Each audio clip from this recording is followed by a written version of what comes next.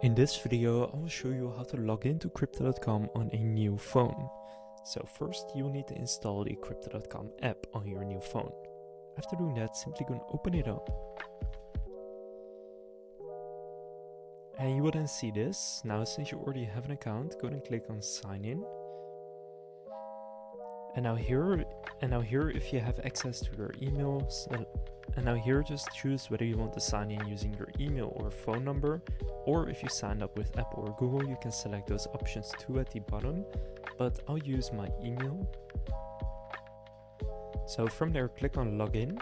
It will then send a code to your email address, so open up your email inbox and find that code and just type that in here. It will then move to the next step where it sends a verification code to your phone number.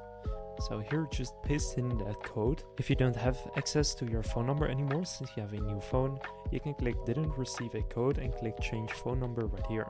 But if you do, just enter the code here and then enter your account passcode. After doing that, you are now logged in to your Crypto.com account.